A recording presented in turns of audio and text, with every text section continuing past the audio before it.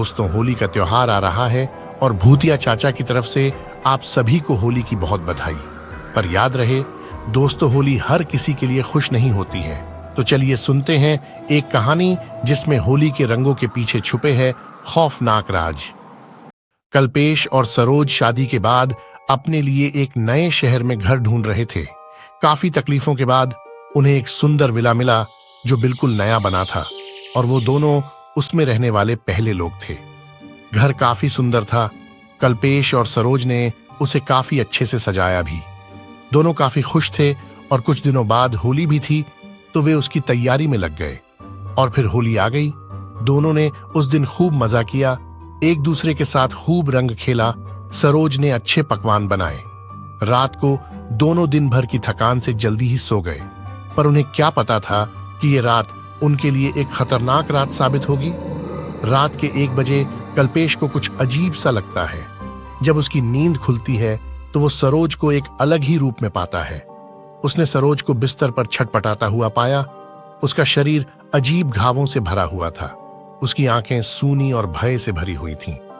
कल्पेश ने उसे जगाने की कोशिश की, लेकिन वह उसकी उपस्थिति से बेखबर लग रही थी। कल्पेश घबराया हुआ मदद के लिए चिल्लाता है, पर वहां उसकी आवाज सुनने वाला कोई नहीं होता। कल्पेश किसी तरह से अपनी हिम्मत जुटाता है और सरोज के पास जाकर उसे जोर से पकड़कर हिलाता है और अचानक से सरोज बेहोश हो जाती है और धीरे धीरे उसके शरीर पर जो घाव था वो भी ठीक हो जाता है।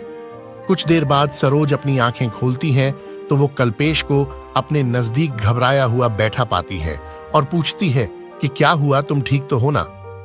कल्पेश सहमा हुआ था, पर वो उसे कहता है कि मैंने एक बुरा सपना देखा था, इसलिए मुझे घबराहट सी हो रही थी, और दोनों सो जाते हैं।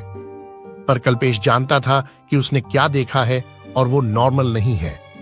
अगले दिन कल्पेश सुबह तैयार होकर दफ्तर के लिए निकलता है, पर रास्ते में पिछली रात की वो घटना याद आती है। कल्पेश फैसला करता है कि वो एक तांत्रिक से मिलकर इस घटना का समाधान करने के लिए अनुरोध करेगा। जब उसने तांत्रिक से सारी घटना बताई, तब उन्होंने कहा कि वो पहले घर आकर देखना चाहेंगे कि सच में वहां कुछ ऐसा है या नहीं, और कल्पेश को घर वापस भेज दिया और अगले दिन उनके आने तक सरोज को एक ताबीज पहनाने को कहा। कल्पेश ने घर आकर ठीक वैसा ही किया जैसा कि तांत्रिक ने कहा था। अगले दिन जब तांत्रिक उनके घर पहुंचते हैं तो उन्हें आभास हो जाता है कि उस घर में कोई प्रेत आत्मा का वास है। वो कल्पेश से कहते हैं कि 2 दिन बाद अमावस की रात को घर आकर अपनी तंत्र विद्या से एक पूजा करेंगे और उन्हें इस संकट से मुक्त कराएंगे। कल्पेश उनकी इस बात को सुनकर काफी राहत महसूस करता है और तांत्रिक को धन्यवाद कहता है। ताबीज की वजह से सरोज बिल्कुल सामान्य रहती है।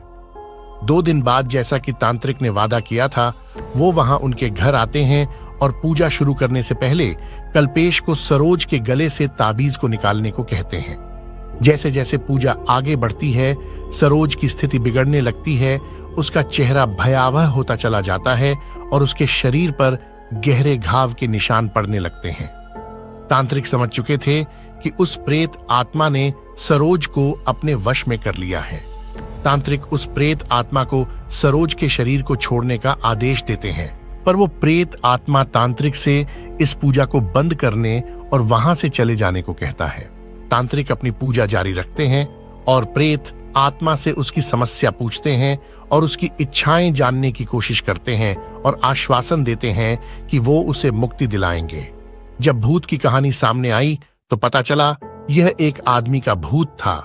उसने बताया कि आज से कुछ साल पहले होली के दिन ठीक इसी जगह पर एक खंडर था। वह और उसके 3 दोस्त वहां शराब पी रहे थे और जुआ खेल रहे थे। एक तीखी बहस इतनी घातक हो गई कि एक दोस्त को मौत के मुंह में धकेल दिया गया। अपनी आपबीती बताने के बाद वह भूत तांत्रिक से विनती करता है कि उसे मुक्ति दिलाएं, लेकिन तांत्रिक शांत रहे और भूत की गुहार को नजरअंदाज करते हुए अपना अनुष्ठान जारी रखा। यह देख भूत को गुस्सा आ गया और उसने तांत्रिक पर हमला कर दिया। इससे तांत्रिक की वही मौत हो गई। भूत ने कल्पेश को वहां से भाग जाने को कहा और कभी वहां वापस लौटकर नहीं आने की हिदायत दी। कोई अन्य विकल्प नहीं बचा होने पर कल्पेश ने एक कष्टदायक निर्णय लिया।